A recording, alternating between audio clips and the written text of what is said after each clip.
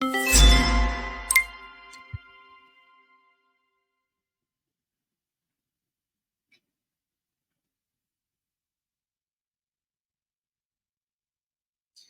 honor recibir en nuestros estudios a dos maestros del periodismo, largas trayectorias que dan respaldo a los análisis y a los comentarios que emiten donde se les invita. Y aquí en Sin Censura me da mucho gusto recibir en estos estudios al maestro José Reveles, Pepe Reveles, y al maestro Francisco Paco Cruz.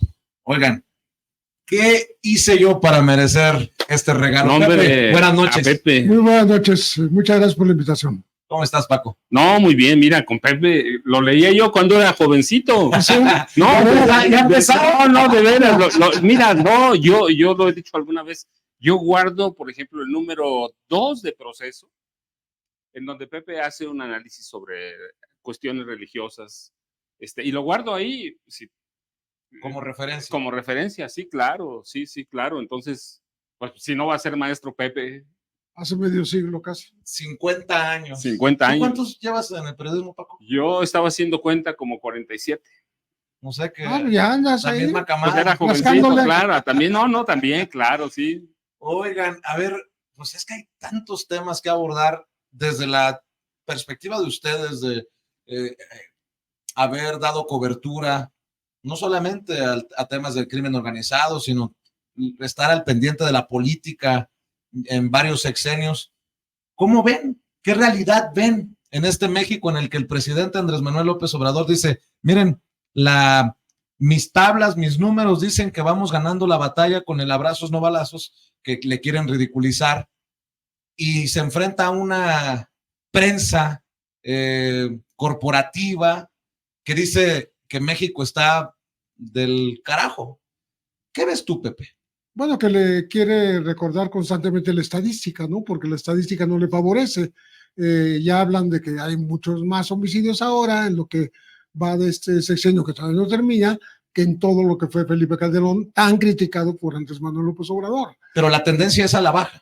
La tendencia es a la baja una vez que subió, ¿no? O sea, eso es lo que se ha estado esperando, que llegue un momento en que el gobierno pueda decir, bueno, hasta aquí llegamos, ya vamos para atrás, vamos a hacer un retroceso en las estadísticas, y de hecho está ocurriendo, pero la percepción no es lo que capta, ¿eh? La percepción es la que manda, ¿no? Entonces la percepción es otra. ¿Qué percepción tiene Pepe Reveles de la situación de seguridad en el país? Bueno, yo no hablo de mí, sino de la ciudadanía, que no percibe el cambio sustancialmente, porque sigue habiendo homicidios, sigue habiendo secuestros muy espectaculares, como el de los muchachos estos de Lagos de Moreno, ¿no? O la aparición de cuerpos en Veracruz, ahora el secuestro de personas en Chiapas, en fin, todos los días ocurre algo nuevo que hace que tú pierdas cualquier noción de seguridad, aunque la estadística diga lo contrario.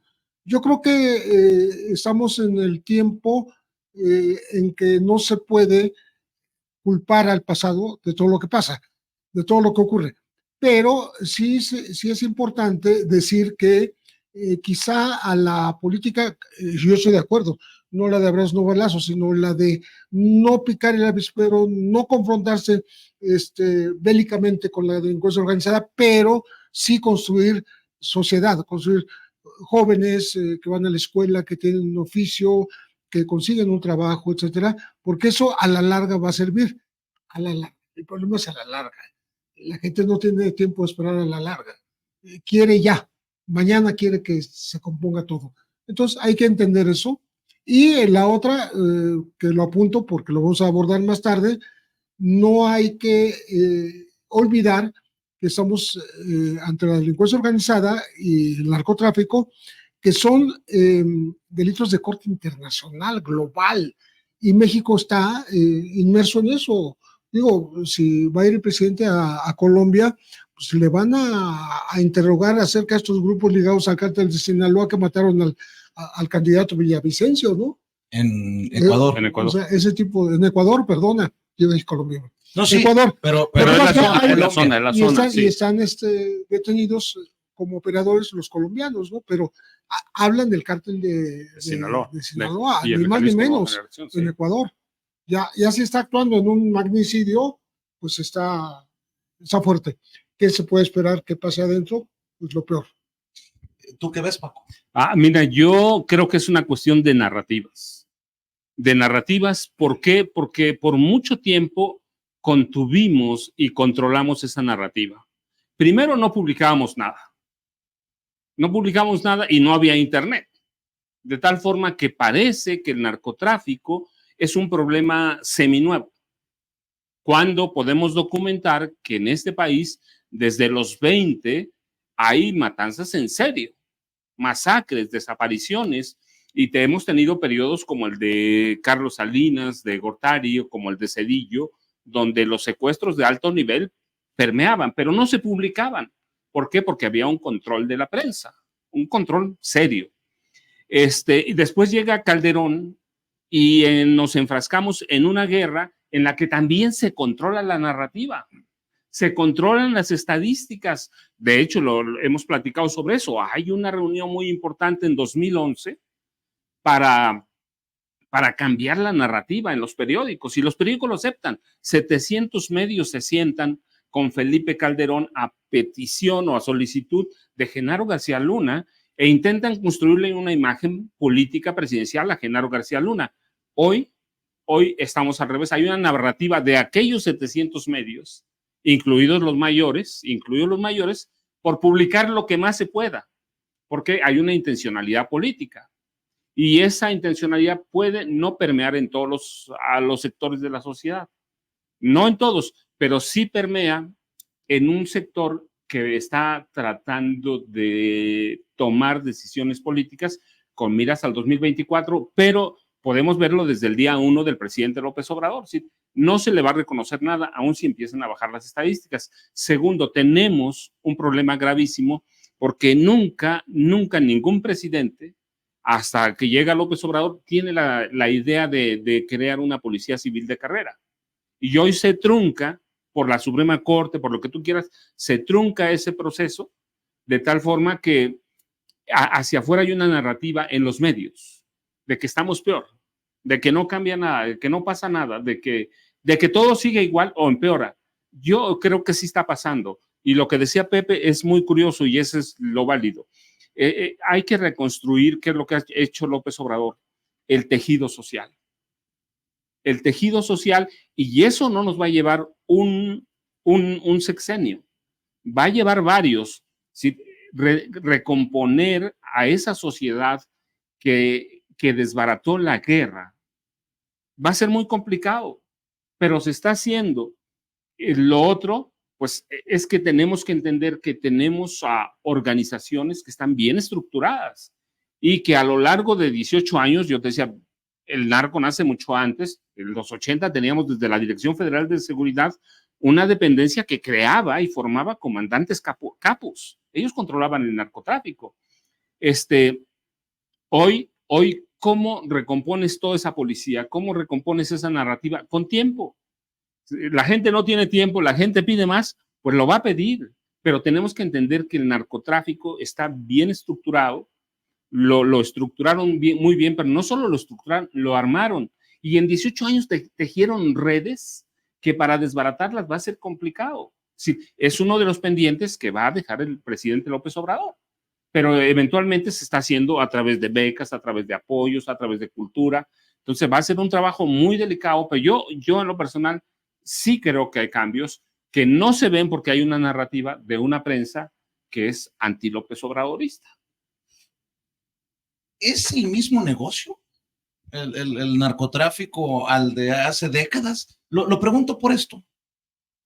Me tocó estar en la sala de las audiencias del juicio contra Genaro García Luna y pues ves a aquellos capos, otrora capos, vestidos de traje y corbata. Yo decía, este señor pasa como cualquier personaje en cualquier centro comercial sin saber que se trataba del Rey Zambada o el Grande. Pero también ahora vemos que los cercanos a García Luna, que es el capo mayor, están terminando en la Suprema Corte de Justicia de la Nación. Esto parece de chiste. 2 de los cercanos colaboradores se los ha llevado a trabajar Norma Piña a la Suprema Corte de Justicia de la Nación. Yo no estoy diciendo que estos personajes son criminales, no lo sé, si se les está investigando, si se les haya investigado o si se les investigará, pero entiendo que aquella red corrupta, criminal de Genaro García Luna no pudo haber funcionado nada más porque él tronaba los dedos, había muchos involucrados, y en este Poder Judicial, además, lo platicaba con Nancy Flores hace rato, se le descongelan las cuentas a Luis Cárdenas Palomino, se le descongelan las cuentas a la esposa de Genaro García Luna. Dices, caray, ha cambiado pues la pregunta del gran negocio. Es que esos son indicios de que siguen operando en esferas importantes gente del círculo cercano a García Luna. ¿De qué estaba acusado, ha estado acusado García Luna? De proteger al cártel de Sinaloa. O sea, nada más ni nada menos que ser el eje, el motor del narcogobierno, punto. En tiempos de Calderón. Eso es lo que a lo que equivale decir, ¿no? Porque si tú proteges a un grupo desde el 2001, un grupo delincuencial, y lo proteges por lo menos hasta el 2017, 18, que según la acusación de Estados Unidos, y para eso se hizo el juicio, para declararlo culpable de todo esto. No hubo alguien que dijera, no, pues no es culpable, ¿no? Es culpable, pase lo que pase. Entonces, alrededor de él, para tener un narcogobierno o para operar en grande, necesitas un montón de recursos. Una maquinaria. Presupuestos, maquinaria humana, ¿no? Jefes, delegados en los estados, jefes de grupos, subsecretarios. Tienes toda una pirámide de poder. El presupuesto de la Secretaría de Seguridad Pública se multiplicó por 9, 10 veces de Fox a Calderón. O sea, muchísimo dinero tuvo en sus manos García Luna para poder fabricar todo este aparato de poder. Es un aparato de poder. Y los aparatos de poder no se acaban con meter a una persona a la cárcel, ¿no? Los aparatos de poder continúan y pueden meterse al Poder Judicial en la Suprema Corte, y pueden meterse a la Fiscalía General de la República, y pueden meterse en otras áreas, que es lo que parece que ocurre.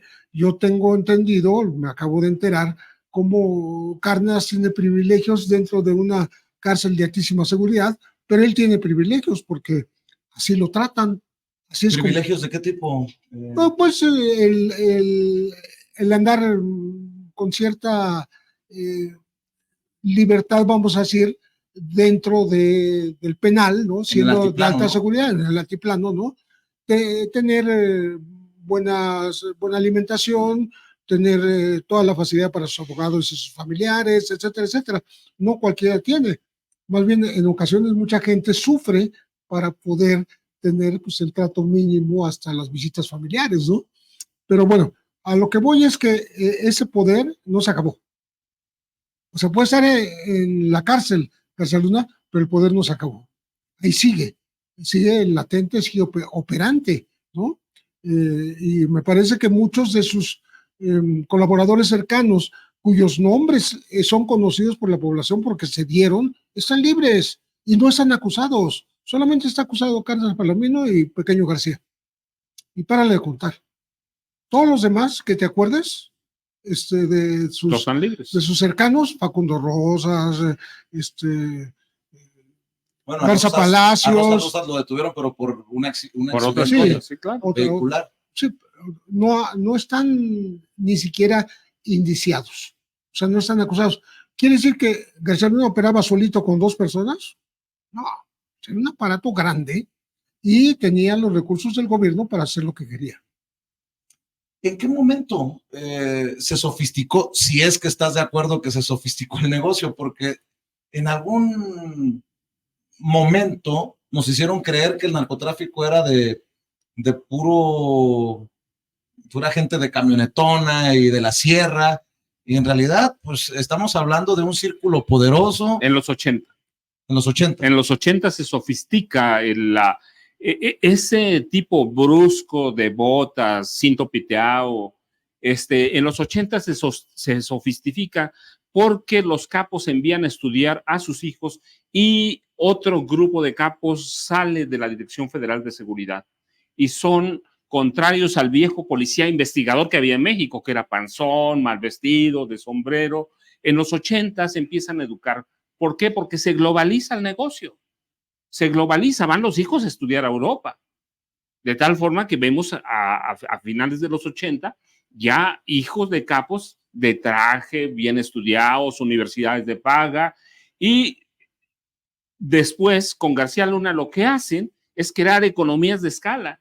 ¿Sabes? Yo en mi pueblo, por ejemplo, hacen zapatos, pero alguien hace la suela, alguien hace las agujetas, alguien hace los hoyos de los tenis, es decir, son economías de escala. Lo que hace García Luna, y lo hace bastante bien, es que va creando esas economías de escala y por eso es tan complicado combatirlo, porque a veces sí sabes a dónde operan, no sabes a dónde están. Son tantos. Déjame planteártelo porque tú escribes García Luna, el Señor de la Muerte. García Luna, históricamente, ¿qué tan perverso es el personaje en la historia de la corrupción policíaca de nuestro país? Mira, mucho el problema, y es que la gente a veces no lo ve, es que el sistema político que impusieron el PRI a partir de 1946, hablo cuando ya es PRI, podemos ir a 29 y no, cuando es PRI, cuando lo crea Manuel Ávila Camacho y Miguel Alemán Valdés, cuando lo crean un sistema para crear monstruos. No es García Luna el primero que tenemos. Hemos tenido el Negro Durazo, era un monstruo. Guillermo González Calderoni era otro, sí. Carlos Jan González. Sí, fue un sistema bien planeado. Los militares se quitaron esa carga que tenían de corrupción y la cargaron a los civiles, aunque después los militares entran en otra bronca por la guerra sucia. Pero el narco en este país lo controlan ellos y con eso se limpian, pero este sistema que impusieron el PRI y el PAN fue para crear monstruos. Cuando García Luna llega al CISEN, entiende cómo opera el sistema, lo entiende cómo opera, conoce todos los casos, conoce lo que hace Salinas de Gortari. Su hermano operaba el narcotráfico, eso lo dice Miguel de la Madrid, aunque después lo tiran de loco, eso es otra cosa, pero crea monstruos, crea hombres salvajes para aprovecharse del sistema. Está Carmen Romano, José López Portillo, ¿sí? Crea monstruos el sistema de la nada. Y Genaro García Luna lo que hace es nada más, es un poco más sofisticado, pero es uno de esos monstruos que podemos seguir. A Cedillo crea los Zetas, saca del ejército a cuerpos élite, un cuerpo élite que se llamaba Zulu, y ellos acortan el nombre a Zeta, ¿sí? Y él crea las grandes bandas de secuestradores a través de García Luna. Es decir, García Luna es un hombre del sistema, del PRI, del PAN, se adapta muy bien al que sea. ¿Por qué? Porque el sistema, creamos a Vicente Fox, creamos a Enrique Peña Nieto, lo hicimos un monstruo, se sabía que era un capo, así lo crearon, a él Televisa, a Fox la extrema derecha secreta. Fíjate cómo va caminando el tema cuando hablamos con dos maestros como ustedes, porque llegamos a este punto de o avanza el país en esta ruta llamada 4T, o vamos a dar pasos al llamado neoliberalismo, pero más aún en el caso mexicano, del neoliberalismo al prianismo. Ustedes hablan de monstruos creados por el PRIAN, y en el Frente Amplio opositor ponen a cabeza de vaca en temas de seguridad. Dices tú, ¿es chiste o qué, Pepe, no? Sí, parecería una mala broma, ¿no? Desgraciadamente. O Silvano que... Pero lo vemos con cierta naturalidad, ¿no? Como que va con los usos y costumbres de estos partidos, ¿no? Digo, desgraciadamente. yo no quisiera olvidar lo que dije al principio, cómo es visto el narcotráfico y la delincuencia organizada mexicanos en el mundo. La DEA, que todos sabemos que tiene también su dosis de imaginación, pero maneja datos duros y para decirnos que Jalisco Nueva Generación y Sinaloa, los dos grupos más importantes de narcotráfico en México, tienen 45,000 operadores en el mundo, en todos los continentes. Todos los continentes. 45,000. Es decir, gente que lava dinero, que establece rutas, que recibe, que envía droga, etcétera, etcétera, etcétera, en todos los continentes. Dice, con excepción de la Alaska o no sé cuál. Antártida. De la Antártida exactamente, es de donde dice, con esta excepción están en todos lados los mexicanos. O sea, antes se decía que Sinaloa estaba en 50 y tantos países y ahora hablan de 100 países, pero lo dicen y dan la cifra de los operadores. ¿Qué quiere decir esto? Que los han investigado de a de veras, ¿no? Pero si a eso le agregas que son los maestros del fentanilo, o sea, eso es innegable, que México le está surtiendo el fentanilo a los Estados Unidos para que bueno, no para eso digo, pero se mueren por esa causa cerca de 100,000 estadounidenses cada año. Entonces estamos hablando de un poder transnacional es global, ¿no? Que no podemos esperar que sean tan importantes allá y en México no pasa nada. Se sustentan. Aquí tienen su base, pero se han diversificado de esa manera y siendo tan sofisticados, como yo decía, bueno, si aparecen hasta como operadores en Ecuador y también en Colombia. En Colombia están sustituyendo a los colombianos. Con el Plan Colombia para eso. Desde la siembra hasta el cultivo, la instalación de laboratorios, el cortado de la coca, de la piedra, todo lo están haciendo mexicanos en vez de los colombianos, ya los desplazaron en su propia tierra. Entonces, estamos hablando de un poderío realmente que hace pensar. Va a ser interesante. ¿Cómo los vas a combatir en México nada más? No puedes. Claro. Por eso va a ser interesante lo que se platique y lo que salga de esta cumbre. Andrés Manuel López Obrador, Gustavo Petro, el presidente, va a Colombia y en la agenda, platicaba hace unos días con Sósimo Camacho, corresponsal de la revista Contralínea, está precisamente este tema. ¿Y cómo no? Aunque se va a encontrar a un Gustavo Petro comprometido por el caso de su hijo y de los dineros del narcotráfico que pudieron haber llegado a su campaña presidencial, pero es interesantísimo por el tema de la DEA, Paco, por el tema de la corrupción también, de cómo falló estrepitosamente esta guerra contra las drogas, el Plan Mérida en México, el Plan Colombia allá. Fíjate, antes de que pasemos a eso, quiero hacer una observación, o no, más bien un añadido a lo que dice Pepe, que es bien interesante. Tenemos todo eso, pero no nos fijamos, por ejemplo, que las drogas sintéticas cuentan con el apoyo de una familia presidencial.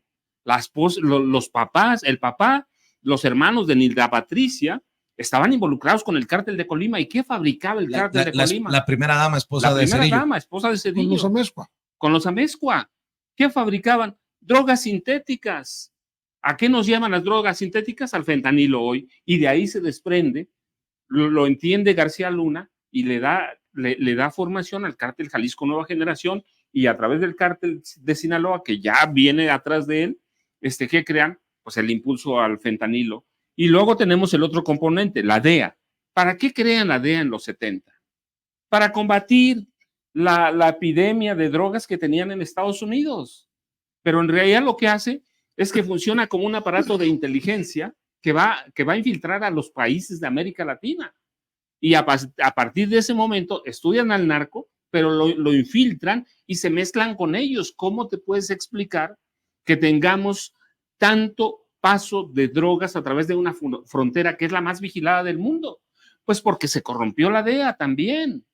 Sí, tiene mucho que ver también eso. ¿Cómo funciona, cómo opera el Plan Colombia? Ellos lo operan. Llevan bases militares de Estados Unidos a Colombia, por lo menos hay 8, operan ahí, no los llaman bases de Estados Unidos, pero operan allí. ¿Y qué pasa? Los cárteles mexicanos empiezan a infiltrar a Colombia, Ecuador, Chile, desde el Señor de los Cielos, desde Amado Carrillo Castro, Amado Carrillo Fuentes, Amado Carrillo Fuentes, lo llevan. ¿Y qué tenemos hoy? Ese cóctel que te da, que operan en 100 países. Yo recuerdo alguna vez platicamos de a dónde están los dineros de Amado Carrillo Fuentes. Fuimos a una conferencia los dos y yo decían en aquella época que tenía 16,000 millones de dólares. ¿A dónde están? Que es otro añadido. En una banca que controla ¿quién? Estados Unidos.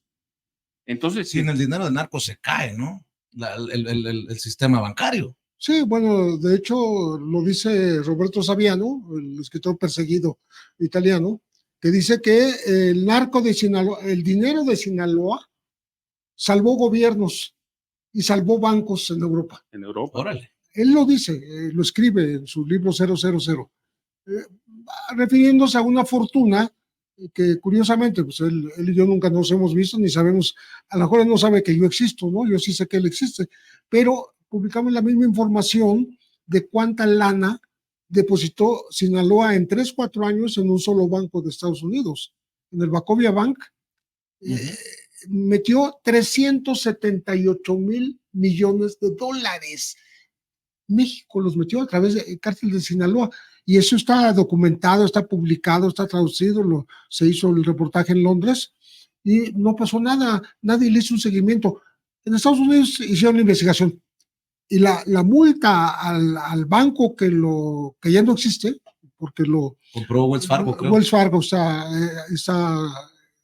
tomado por Wells Fargo, lo adquirió, lo multaron con 110 millones. No me van a hacer una porción del 1% de lo que realmente manejó. Déjenme hacer un paréntesis, si me permiten, porque antes de que se me pase, hablábamos de cabeza de vaca y creo que es válido si desde aquí le mando toda mi solidaridad a la colega Marta Olivia López Medellín en un 2x3 Tamaulipas, que publicó que habían encontrado un campo de exterminio en uno de los ranchos del exgobernador panista de Tamaulipas, y este recabrón a través de redes sociales salió a amenazarlos. Respecto a la nota publicada por En un 2x3, donde se hacen acusaciones a mi persona, aclaro que es totalmente falso que yo sea propietario del recinto mencionado en el ejido La Retama, así como los hechos que dolosamente me imputan. Qué poca ética periodística, me reservo el derecho de proceder legalmente contra el autor de la nota, y por ahí también arrobó a La Octava y a Julio Astillero. Y Marta Olivia me escribía que si lo había visto, y le dije sí, como siempre, no está sola Marta Olivia, y escribe en Twitter Marta Olivia López Medellín: Francisco García Cabeza de Vaca amenaza con proceder en contra de En un 2x3, sitio que dirijo, por la nota donde se informa de un nuevo centro de exterminio en terrenos ejidales que compró casi en su totalidad. La fuente es la UIF, la Unidad de Inteligencia Financiera, y los links los pueden consultar, los pone ahí. Traigo este tema a colación porque creo que es necesario en estos casos cerrar filas, ¿no? Sí. Y preguntarles, ¿ustedes tanto tiempo tienen publicando, investigando sobre el crimen organizado? ¿Se ha complicado? ¿O cómo es la labor hoy para poder hablar de estos temas? Además hay que decirlo, no todos los medios se atreven, no todos los medios están interesados, pues siquiera en estos temas, pero es importante porque esos mismos medios que no hablan de estos temas son los que van a querer evaluar la estrategia de seguridad cuando se esté yendo el presidente Andrés Manuel López Obrador, y me parece de muy poca madre que quieran evaluar algo de lo que ni siquiera han analizado y desmenuzado. Por el caso de Marta Olivia, pregunto, ¿qué tan difícil es hablar de esos temas hoy en día? Bueno, Marta Olivia es una histórica trabajadora por los derechos humanos, para empezar. Antes de ser una informante del narcotráfico, ella trabajaba para los derechos humanos, ¿no?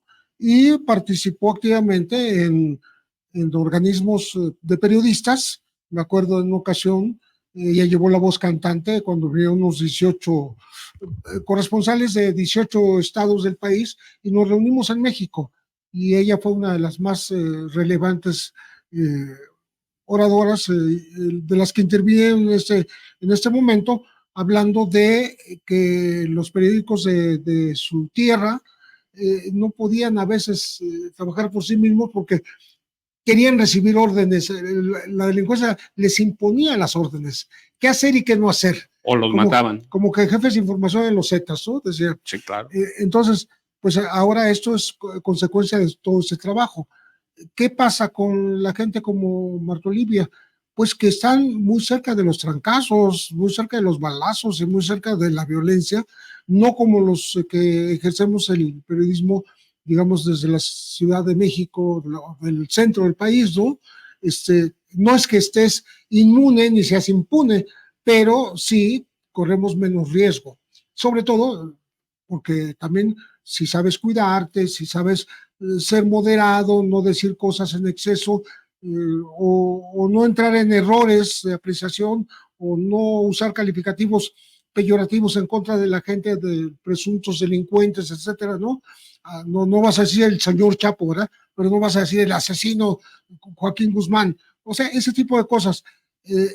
Y el cuidado de tu información que esté perfectamente cotejada, cruzada, etcétera, para que no haya falsedad, nos protege. Pero, ¿quién protege a los que trabajan en los estados? Pegaditos a la violencia y a... Bien dice Andrés Manuel López Obrador que las banquetas están muy angostas en esos lugares. Así es, no necesitas cruzar la calle para estar en la otra banqueta, ¿no? Pero mira, yo además sumaría otra cosa. Estábamos hablando de los monstruos que crea el sistema, o creaba el sistema priista panista. García Cabeza de Vaca es uno de ellos. Hay que ver cuántas propiedades tiene, hay que ver todo lo que robó, hay que ver... yo, además, lo documento. Creó un cuerpo élite de policía, el GOPES, que se dedicaba al narcotráfico, al crimen organizado, punto. A las desapariciones, a la extorsión, a todo. Pero ¿qué pasa? Pues mira, la prensa, y ahí entra el otro factor, la prensa vieja, la prensa corporativa, lo ha cuidado. Se ha llegado a la ignominia. Proteges a García Cabeza de Vaca, proteges a José Antonio, a Gurría, ¿sí? José Ángel Gurría Treviño, proteges a Alito Moreno, proteges a Silvano Aureoles, es el viejo sistema operando. ¿Gurría de quiénes? López Portillo, Miguel de la Madrid, Ernesto Zedillo. El Fobaproa es obra de él. Es un hombre que se jubiló a los 46 años. ¿Quién de nosotros lo puede hacer a los 46 años de edad? Con una jubilación que hay que ver como 120 y tantos mil pesos mensuales. Sí, el sistema que crearon el PRI y el PAN estaba diseñado para crear ese tipo de monstruos y para protegerse. Y ahí entró esa prensa. ¿Quiénes son los dueños de esa prensa? Los mismos. Hay que ver quién es el dueño del Universal. El mismo, los dueños del Sol de México, los mismos. El financiero de los Arroyo haciendo negocios con García Luna, ¿no? Pero mira, el Heraldo de quién es, quién lo crea. Un grupo que sale de la quiebra con la primera dama de Felipe Calderón Hinojosa, Margarita Zavala Gómez del Campo. El grupo Andrade estaba en quiebra. Uno de sus primos hermanos trabajaba con ellos. Y le da que por órdenes de Margarita, ellos renuevan toda la flota de pipas de Pemex. Y luego reciben otros contratos. Es la misma prensa, por eso se protegen. Entonces, hemos llegado a la ignominia de proteger a criminales, no importa cuántas pruebas tengas. Y no importa lo que hagas, y luego tienes a personajes que están abandonados. ¿Sí? Ahora les dicen que los va a demandar, pero antes... ¿qué hacían? Les dejaban, yo recuerdo en Tamaulipas, les dejaban amenazas, les dejaban bombas en los carros y a la siguiente los mataban. Sí, es una secuencia histórica de monstruos que creó el PRI y de monstruos que creó el PAN, en el que sobresale, claro, García Luna. Y este es alumno de García Luna y de Felipe Calderón. Espero que no se tome a mal lo que voy a decir, pero en solo unos días se va a evaluar, por ejemplo, el caso de tu servidor en el mecanismo de protección a periodistas.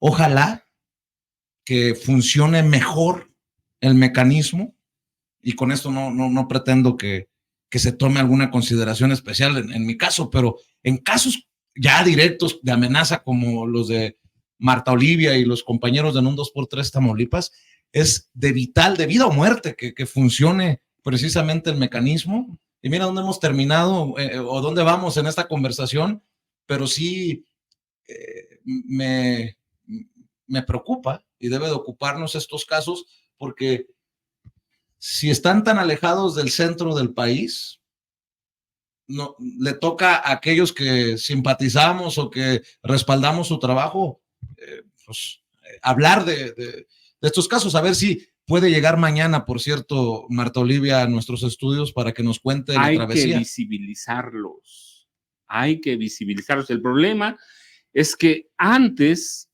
y eso pasa, y digo antes porque sigue siendo ahora, cabeza de vaca no es pasado, es presente.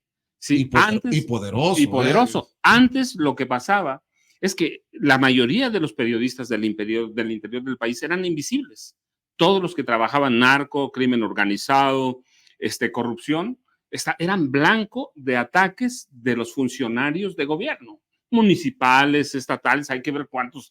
Tengo por ahí un seguimiento desde 1920 de periodistas que mandaba asesinar. Y los que no eran tan invisibles, que tenían un renombre, pues tampoco se salvaron. El caso de Manuel Buendía. No, y en Sinaloa se me va Javier Valdés. Sí, claro.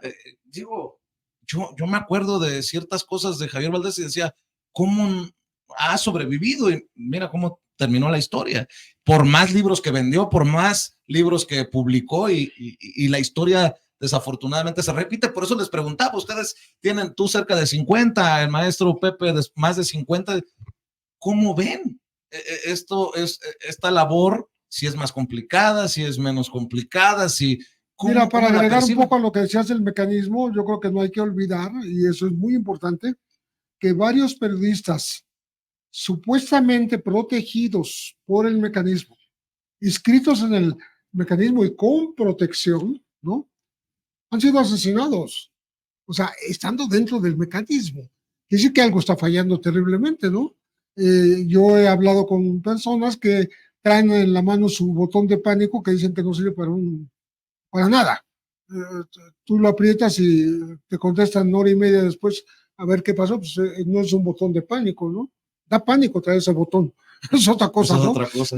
Pero además, con el agregado de que dicen de que la empresa externa que servía al mecanismo era gente muy cercana a García Luna, ni más ni menos. O sea, y que el botón de pánico lo que viene a hacer es un geolocalizador. Saben dónde estás porque traes tu botón de pánico. Entonces, todo ese tipo de cosas no se han revisado y el mecanismo ahí sigue su marcha a tropiezos y realmente ni tampoco ha cumplido con los desplazados.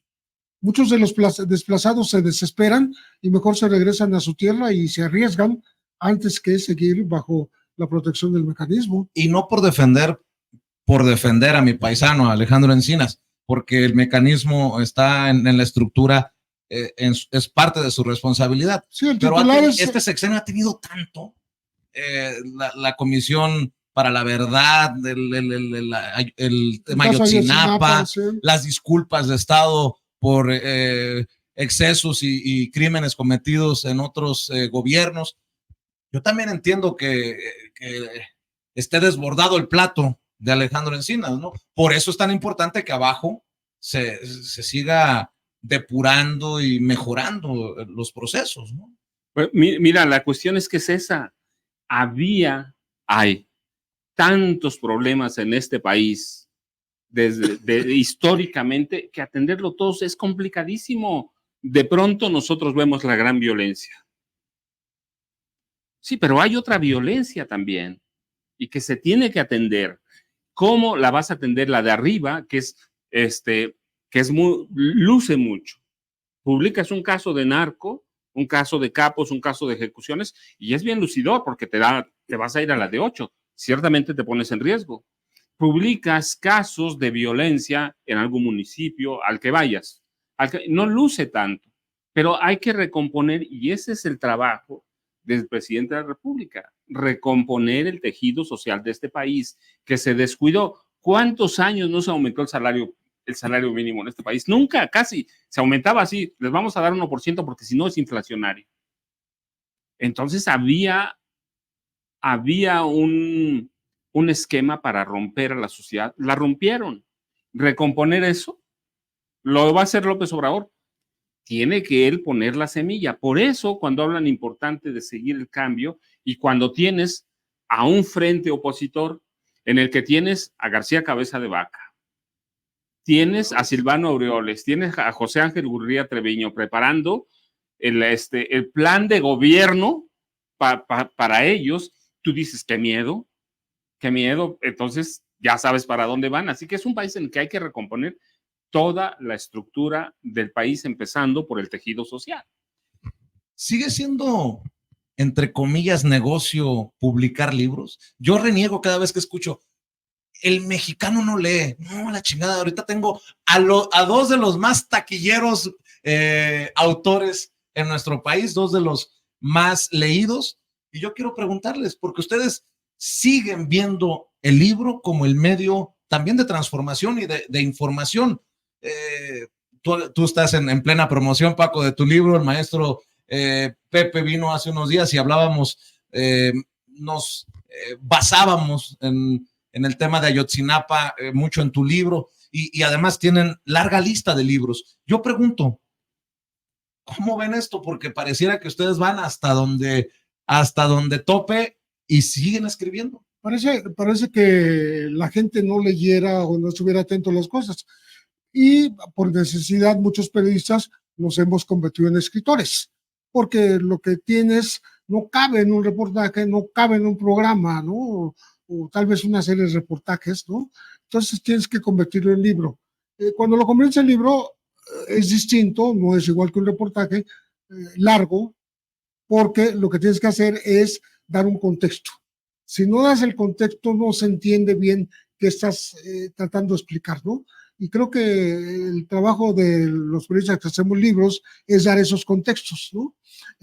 Cada vez más periodistas se han ido a la escritura de libros y algunos muy exitosos, ¿no? Me parece que el solo hecho de que Paco casi pueda vivir de hacer libros. No, bueno, yo desde octubre de 2007 no trabajo. No trabajo, porque por las regalías, ¿sí? Sí, o sea, tampoco soy rico. Sí, no, pero lo que quiero decir es que hay público para esos libros. Sí. Esos libros que son libros periodísticos, ¿no? Que no sé por qué llaman bestsellers, pero así los llaman, ¿no? Y bueno, ya acaba de probarlo en su más reciente publicación, que es Las Damas del Poder, que ya va para la segunda, en 15 días ya va para la segunda impresión, edición, pues.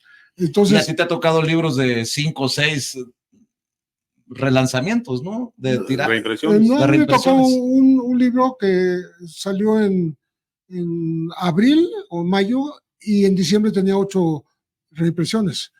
O sea, fue de los buenos, no todos son igual, ¿no? A veces no tienes tanta suerte, tanto éxito, ¿no? Pero la gente sí está ávida de saber, ¿no? Y creo que un medio sigue siendo el libro. Y creo que en este momento histórico en el que la prensa está tan cuestionada, pues hay que seguir apostando a la investigación. Y ustedes se han dedicado a escribir libros con investigaciones periodísticas.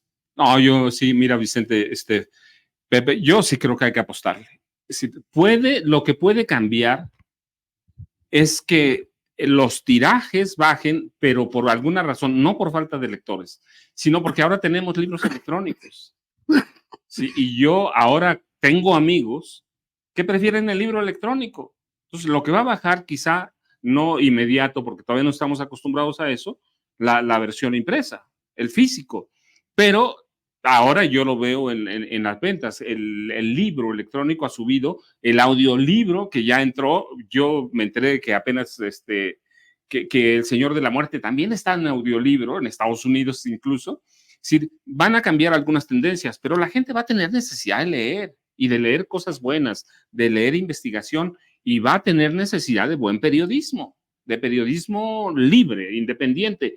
Te puedes equivocar en algunas cosas. Lo que no puedes hacer es mentir, que es lo que hace la prensa vieja, abiertamente, ¿va? Entonces, sí hay necesidad y sí es negocio escribir libros, Así, no te vas a hacer millonario, no te vas a hacer rico, pero sí vas a vivir una vida modesta, bien, sin necesidades. Sí. Así que sí vale la pena. Porque en la prensa vieja, como le llamas tú, en la prensa corporativa tradicional, se dice cualquier barbaridad. Déjenme preguntarles, ¿qué le faltará? No, digo, yo le he dicho a muchas personas, oye, Andrés Manuel López Obrador no es Dios, ¿eh? No es santo ni nada, es un hombre que se puede equivocar o al que no le puede alcanzar el tiempo, pues son 6 años. ¿Qué le falta en esta recta final de su sexenio a la cuarta transformación? ¿Y cómo se puede evaluar? Porque las encuestas dicen que es el presidente con más respaldo, como no lo habíamos visto tal vez en décadas o en la historia de México. 60, 70, algunos dicen que hasta 80% de respaldo. Y pues claro, le está cumpliendo a eso de que primero los pobres. Pero ¿cómo evaluar? ¿Cómo evaluar esta cuarta transformación? Y se los pregunto a ustedes porque yo puedo decir misa, pero ustedes han visto muchísimas más cosas que su servidor. Pues en el tema que nos convocó el día de hoy, yo creo que siendo acertada la política, me parece que faltó la otra pinza. O sea, la pinza de la prevención por un lado, ¿no? Y la parte que tiene que ver con el ataque realmente a las estructuras financieras de la delincuencia organizada. O sea, está bien lo de darle oportunidades a los jóvenes para que no tengan la tentación de meterse a la delincuencia y al narcotráfico, ¿no? Pero hace falta, sí, también atacar frontalmente a ciertos grupos, porque si no siguen avanzando. Si no los atacas, ellos siguen. Su chamba es avanzar, establecer territorios que ellos dominan, establecer rutas de tráfico y pues si el gobierno no hace algo muy concreto sobre eso, se le van, o sea, no los puede. Pero ¿dónde está fallando? Porque el presidente ha pintado su estrategia, ¿no? Y dices que es la correcta. Yo digo también que es la correcta, creo que Paco también está de acuerdo. Pero con una Fiscalía General de la República que nosotros hemos cuestionado tanto con Alejandro Gertz Manero, que pareciera que da 2 pasitos y 5 para atrás, ¿no? Al final es mucho del trabajo de la Fiscalía General de la República y es mucho de un poder judicial podrido. O sea, el presidente está no solamente contra la delincuencia organizada, contra el crimen organizado, sino también contra el cártel de la toga y el birrete. O sea, son muchos factores, ¿no? Paco. A ver, mira, no solo muchos factores. Cuando tú hablas, ¿cómo evaluar este gobierno? Así, sin odios. ¿Qué está pasando? El presidente le falta hacer, pero a nosotros también. ¿Sí? No podemos esperar que Andrés Manuel López Obrador sea Dios. Lo que podemos esperar que nosotros entendamos cómo funcionan los otros poderes y que veamos que cuando hay ciertas condiciones, sí hay división de poderes y funciona. Y funciona. A mí a veces la gente me pregunta, ¿por qué no da un golpe al Poder Judicial como lo hizo Zedillo? Son condiciones distintas, diferentes. López Obrador no podría hacerlo o haberlo hecho, pero el siguiente presidente o presidenta sí lo puede hacer, si lo apoyamos. ¿Sí? El cambio no se detiene aquí. El cambio tiene que seguir y tenemos que evaluar todo eso, cómo opera el Poder Judicial, cómo opera el sistema bancario. De alguna forma sacan dinero. Sí, yo entiendo que lo transportan en aviones y lo transportan de muchas formas, pero al que nunca hemos evaluado en este país es al sistema bancario. Y ya hay en el gobierno, en Hacienda, hay estadísticas de cómo opera verdaderamente el dinero subterráneo. ¿Cuánto dinero mueve la economía del narco? ¿Qué falta? Pues es que tenemos todo eso, una gama de problemas que no se iban a acabar. Entonces, cuando juzguemos a López Obrador y su gobierno, hay que hacerlo. Ahorita podemos decir, el país está económicamente muy estable, muy estable. Se aumentaron los salarios mínimos, el peso por primera vez después de Adolfo Ruiz Cortines, se ha revaluado. Se ha revaluado. Los inversionistas extranjeros o los rentistas mexicanos, los dueños del dinero, están viendo cosas que no vemos y están invirtiendo. ¿Qué están viendo? Pues que se están haciendo cosas bien, pero nosotros no somos dueños de dinero, así que lo tenemos que evaluar desde arriba y decir, esto se hizo bien, a esto le faltó. Y si se hizo algo mal, hay que decirlo también. Se hizo algo mal, hay que decirlo, pero ¿qué falta?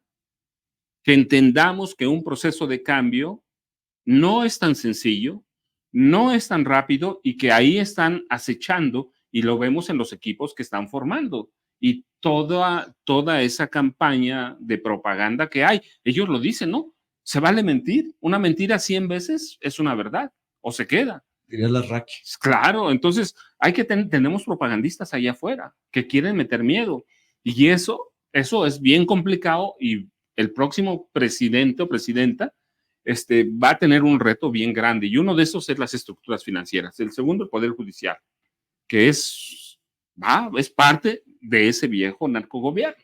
Pero es tan importante esto que estamos platicando para el desmenuzarle el escenario, ¿no? La realidad a la audiencia, o al menos intentar hacerlo, porque el próximo año hablaremos de una sucesión presidencial o hablaremos de un cambio con, bueno, hay un lema por ahí del que hablan, que básicamente tiene que seguir.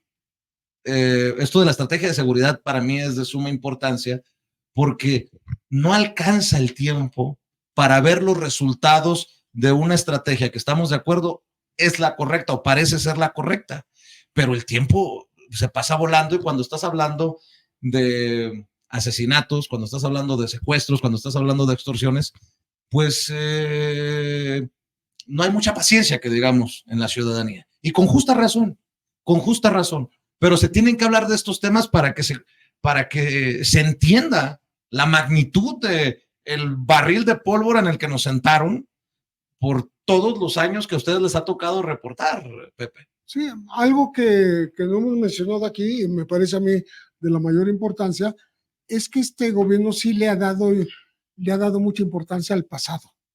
Está con una ley de memoria, con una comisión de memoria histórica, está ajustando cuentas con el pasado, porque ningún otro gobierno lo ha hecho, ¿eh? Ninguno. ¿Y qué importancia tiene mirar décadas atrás? Pues la importancia que tiene es no repetir, reparar el daño, porque todavía hay gente que puede ser castigada por eso, y hay gente que tiene que ser reparada por lo mismo, ¿no? Entonces, me parece a mí que la no repetición es un dato esencial para el camino de un país, ¿no? Y me parece que por primera vez un gobierno en décadas le da importancia a eso. Entonces, me parece que va a ser una buena herencia tener ese bagaje histórico que ilustre a las nuevas generaciones, ¿no? Que sea recogido, para decirlo abiertamente, en los libros de texto, que ahí quede plasmado y no quede nada más en una idea global grandotota de un programa de mirar hacia atrás, ¿no? Yo creo que la única justificación de mirar hacia atrás es para que entendamos nuestro presente y podamos proyectar un mejor futuro. Andan tan dolidos que hasta Felipe Calderón ya fue incluido con su guerra contra el narco en los libros de texto gratuitos, por eso andan tan bravos contra los libros de texto. Pero Paco, en algún momento se va a tener que hacer una evaluación de lo bueno, de lo más o menos y de lo que a lo mejor faltó. Por eso la plática tan sabrosa que estamos teniendo, Paco. No, mira, es que sí tenemos que hacer una evaluación. No se trata si simpatizas o no con López Obrador, se trata de que de que te pares arriba y que analices el pasado, porque cuando hablamos de problemas de violencia, de narco y luego crimen organizado, parece que siempre en el pasado hubo un borrón y cuenta nueva, pero seguían los mismos. Por eso tenemos tantos problemas. ¿Por qué? Porque Zedillo perdonó a Salinas. Fox perdonó a Zedillo y a Salinas. Calderón perdonó a todos. Enrique Peña, pues, él era un capo, vaya. Sí. Calderón se hizo capo en la presidencia, pero Peña ya era un capo desde que era gobernador. Pero como nadie decía nada al pasado, todos sabían que se iba a perdonar. Entonces, por eso es importante retomarlo, reconstruirlo y entender que esas estructuras del pasado son presentes. Sí, el narco es una telaraña y es una maraña de intereses impresionantes que están y vale en todos más lados. que aprendamos de las lecciones del pasado para no volver a tener un narcogobierno, como le ha denominado Pepe al gobierno de Calderón, el famoso narcoestado, porque solamente ya con eso vamos de gane si reconocemos lo que ha ocurrido en este país, como no nos han querido pintar esos que han también se han elevado a un nivel de dueños de la verdad absoluta, como ha ocurrido en televisoras y en radio. Yo quiero decirles, para cerrar la última vuelta, que de alguna manera esta charla para mí es un deleite, y permítanme que sea un poquito también honor a quien honor merece, un pequeño reconocimiento a tantos años de esfuerzo y de irnos marcando pauta y camino a los que venimos detrás. Gracias por todo lo que nos han entregado. Ustedes saben que cuentan con mi admiración, con mi respeto. Creo que de las palabras a los hechos se los he demostrado. Y bueno, quería decírselos frente a frente, Paco, Pepe, que son de los dos personajes que más admiro, son dos de los personajes que más admiro. ¿Y con qué te gustaría cerrar, Pepe? ¿Alguna reflexión, algún comentario?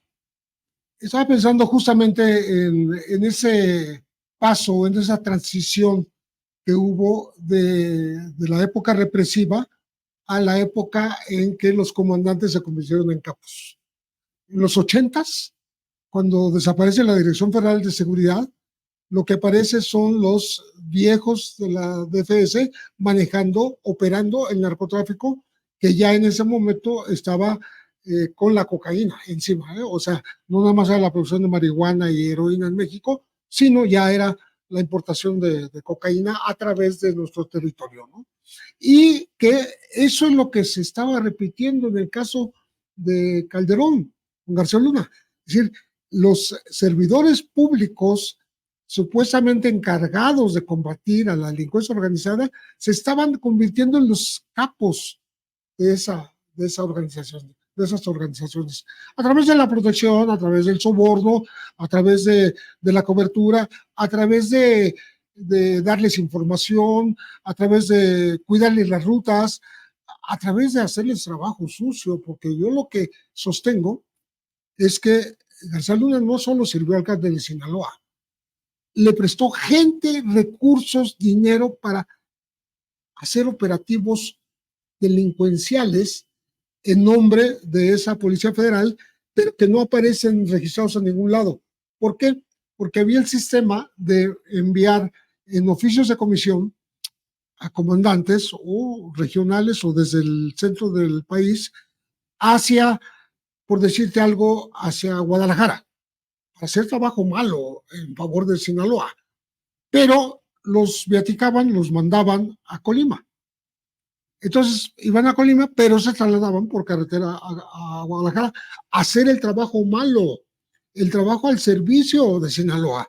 Y luego se regresaban y eso pasaba de noche. O sea, nadie registró esa operación hormiga de servidores públicos que estaban sirviendo directamente al narcotráfico, no indirectamente, no recibiendo dinero, no, sirviéndoles, matando gente, desapareciendo gente con enemigos. Eso no se ha publicado en ningún lugar. Yo lo tengo en un libro que no se ha publicado, pero que está perfectamente definido cómo se logró hacer. No, pues ya nos dejó con las ganas de leer ese libro que dice que no lo ha publicado aún. Paco, ¿con qué cierras tú? No, mira, con lo mismo, tenemos que entender cómo funciona y opera el crimen organizado. Ya no narco, tenemos que entender cómo en algún momento los cárteles se convirtieron en mafias. ¿Cómo lo permitieron? Pero no lo vamos a entender si no entendemos que desde la Dirección Federal de Seguridad se crearon, se formaron, se educaron capos, que luego retomó García Luna. Sí, repetimos lo mismo con otros nombres. Con otros nombres. El Negro Durazo controlaba el narcotráfico. Guillermo González Calderón y con Salinas controlaban el narcotráfico. Pero como nunca lo quisimos ver, como siempre fue borrón y cuenta nueva, pues dimos paso ¿a quién? A Genaro García Luna, a Felipe Calderón. Lo de Peña ya fue un cinismo puro porque pues ya era capo. Así que no, tenemos que entenderlo y hay que juzgar con objetividad, con objetividad, sin los odios que hay en la prensa que ha perdonado en estos momentos, pues a García Cabeza de Vaca. Para mí eso es horrendo, que Xóchitl sea aspirante a ser candidata presidencial. Es horrendo, es Vicente Fox, es Enrique Peña Nieto, es lo mismo, así que tenemos que mirar a eso. Yo sé que vamos a entrar en una campaña presidencial, pero sí tenemos que tener cuidado. ¿Por qué? Porque eso es repetir el pasado. Ahí tienes a José Ángel Gurría y todo el equipo de Calderón apoyando. Entonces hay que tener mucho cuidado.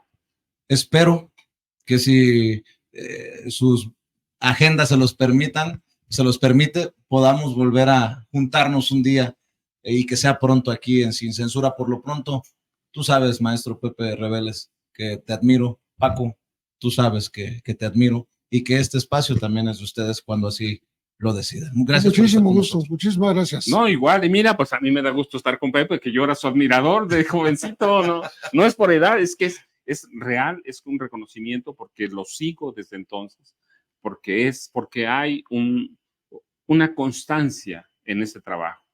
O sea, no es que sea nuevo, que el periodismo independiente se abre ahora, ya existía, aunque trabajábamos en periódicos tradicionales. A mí me dicen, no, que tú eres muy valiente. No, soy bravucón, que es otra cosa.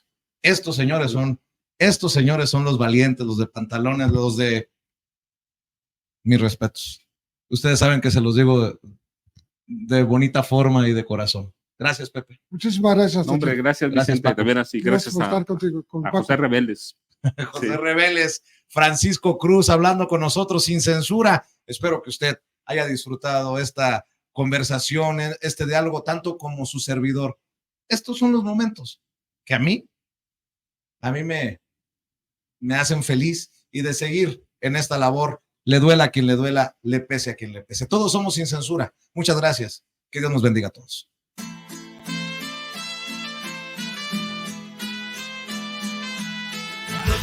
Que es luz y claridad en la noche oscura. Hay quien tiene remedio y hay medios sin cura. Hay una prensa que nutre la perfecta dictadura y le declaró una guerra abierta a la cultura. Hay otra prensa dispuesta a enfrentarse a esta locura. Sincero, sin pero, sin miedo y sin censura.